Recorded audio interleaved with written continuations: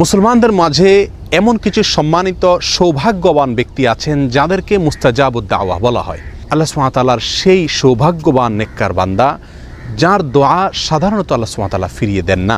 তিনি নিজের জন্য কিংবা অন্যের জন্য যে কোনো দোয়া আল্লাহ সুবহানাহু ওয়া তাআলার কাছে করলেই সেই দোয়া আল্লাহ সুবহানাহু ওয়া তাআলা কবুল করেন। তাকে বলা হয় মুস্তাজাবুদ দাওয়া। সম্মানিত বন্ধুগণ, এই মুস্তাজাবুদ দাওয়া আমরা কিভাবে হতে পারবো, কিভাবে এই সৌভাগ্য অর্জন করতে পারবো যে আমি হাত তুললেই আল্লাহ সুবহানাহু ওয়া তাআলা সেই দোয়া কবুল করবেন, আমার কোনো দোয়া আল্লাহ সুবহানাহু ওয়া তাআলা ফিরিয়ে দিবেন না। এ বিষয়ে তাবরানী বর্ণিত একটি হাদিস আমরা পেশ করতে চাই। সিনিয়র সাহাবী সাদ ইবনে আবি ওয়াক্কাস রাদিয়াল্লাহু তাআলা আনহু তিনি একবার নবী সাল্লাল্লাহু আলাইহি ওয়াসাল্লামের কাছে আহ্বান করলেন, দরখাস্ত করলেন, ইয়া রাসূলুল্লাহ, আপনি আল্লাহর কাছে আমার জন্য দোয়া করুন, আমি যেন মুস্তাজাবুদ দাওয়া হতে পারি। নবী সাল্লাল্লাহু আলাইহি ওয়াসাল্লাম তাকে বললেন, আতিব মাতআমাক তাকুন মুস্তাজাবুদ দাওয়া। সাদ, তুমি তোমার খাদ্যকে হালাল রাখবে, পবিত্র রাখবে, পরিচ্ছন্ন রাখবে হারাম এবং হারামের লেশ থেকে, তাহলে তুমি মুস্তাজাবুদ দাওয়া হতে পারবে। তাবরানী বর্ণিত হাদিসটিকে মুহাদ্দিসিনের কেউ কেউ যায়ীফ বললেও এই বিষয়ে আরও বহু বিশুদ্ধ হাদিস বর্ণিত রয়েছে।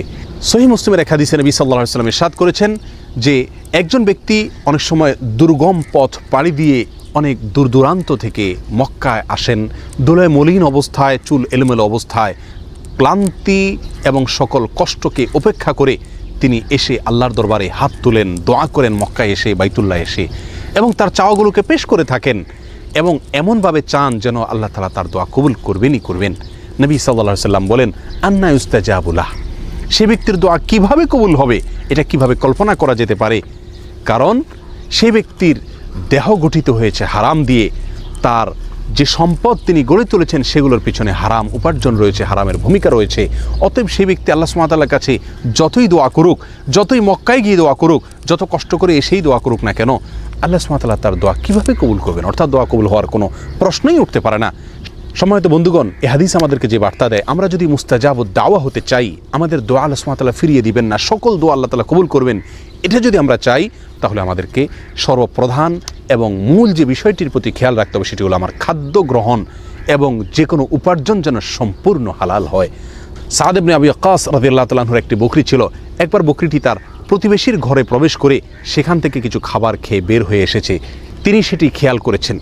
বিষয়টি তার নজরে পড়ার পরে দীর্ঘদিন পর্যন্ত আর তিনি ওই বকরির দুধ পান করতেন না, অথচ নিয়মিত তিনি সেই বকরির দুধ পান করে থাকতেন। কেন দুধ পান করা ছেড়ে দিয়েছেন?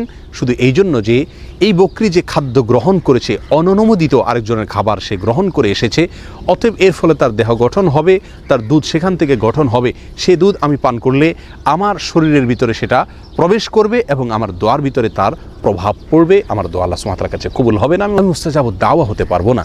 সম্মানিত বন্ধুগণ, এই ঘটনাগুলো আমাদেরকে যে শিক্ষা দেয়, এই হাদিসগুলো আমাদেরকে যে বার্তা দেয়, সেটি হলো খাদ্য গ্রহণ সম্পূর্ণ হালাল হতে হবে, উপার্জন, পোশাক আশাক সব কিছু সম্পূর্ণ হালাল হতে হবে, নিজেকে, নিজের পরিবারকে হারাম থেকে যোজন যোজন দূরে রাখতে হবে। আজকাল দিনের অনেক বিষয়কে আমরা প্র্যাকটিস করি, কিন্তু উপার্জনের হালাল হওয়ার বিষয়টিকে পরিপূর্ণভাবে, পুঙ্খানুপুঙ্খভাবে, সন্দেহ থেকেও দূরে থেকে পিওর হালাল ইনকাম, হালাল উপার্জন গ্রহণ করা, হারামকে বর্জন করার মানসিকতা আজ আমাদের মধ্যে অনেক কম। আসুন হারামকে চূড়ান্তভাবে বর্জন করি, হারামের লেশমাত্র আছে এমন কিছু থেকে দূরে থাকি। আল্লাহ সুবহানাহু ওয়া তাআলা আমাদের সমস্ত দোয়া কবুল করবেন, আমরা মুস্তাজাবুদ দাওয়া হতে পারবো। আল্লাহ তাআলা আমাদের সকলকে সে মর্যাদার অধিকারী হওয়ার তৌফিক দান করুন। আসসালামু আলাইকুম ওয়া রাহমাতুল্লাহি ওয়া বারাকাতুহু।